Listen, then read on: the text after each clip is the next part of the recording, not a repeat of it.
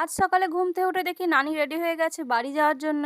আসলে বাড়ি গিয়ে নানি মুস্কানকে নিয়ে যাবে হচ্ছে স্কুলে, তাই বাড়ি যখন যেতেই হবে তখন আর দেরি করে লাভ নেই। তাই সকালে চাটা খেয়ে নানি রওনা দিয়ে দিল। আসসালামু আলাইকুম এভরিওয়ান, আশা করি আপনারা সকলে খুব ভালো আছেন আর আমিও ভালো আছি। ফাইনালি আজ এই র্যাকটাকে লাগানোর বন্দোবস্ত করা হলো। তো দেখুন লাগিয়ে খুব সুন্দর লাগছে, কিন্তু এখানে মা অনেক কিছু সাজিয়ে রেখেছিল। আর আমাদের এই ঘরের পর্দার এই হ্যাঙ্গার গুলো তো অনেকদিন ধরেই ভেঙে গেছে, আপনারা জানেন, তো সেটাও আজকে ঠিক করা হলো। বেশ ভালো লাগছে দেখতে। আর বাড়িতে কাজ হলে তো জানেনই বাড়ির অনেক নোংরা হয়। তো চলুন আর দেরি না করে ঘরগুলো একটু মুছে নিই। সব ঘরগুলো ভালো করে মুছে নেওয়ার পর এখন বসে পড়েছি খাওয়া দাওয়া করার জন্য। আজকে মা মাছ ভাজা করেছিল আর কাঁঠালের দানা দিয়ে কলমি শাক দিয়ে কি যেন একটা রান্না করেছিল। রান্নাটার নাম আমি জানি না, তবে খেতে বেশ ভালোই হয়েছিল। আর এদিকে দেখুন এত জামা কাপড় কেচে মেলে দেওয়ার পর যদি আকাশের অবস্থা এরকম হয় তাহলে কার ভালো লাগে বলুন তো। এক্ষুনি যদি বৃষ্টি আসে তাহলে সব আবার ভিজে যাবে।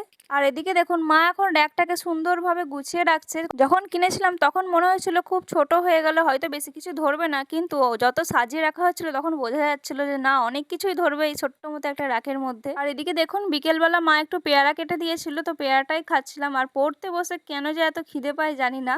পড়তে বসে কতটা কি পড়াশোনা করেছি জানি না, তবে খাওয়া দাওয়াটা বেশ ভালোই হয়েছে। ঝুরি ভাজা, চিপস, কুরকুরে কোনো কিছুই বাকি ছিল না, সমস্ত কিছুই পড়তে বসে খেতে ইচ্ছা যাচ্ছিল। তো চলুন আজ এই পর্যন্ত, দেখা হবে নতুন কোনো একটা ভিডিওতে। আর কাল একটা বড় ব্লগ পোস্ট করব, তার জন্য অবশ্যই চ্যানেলে নজর রাখবেন। তো চলুন আজকের মতো টাটা, আল্লাহ হাফিজ।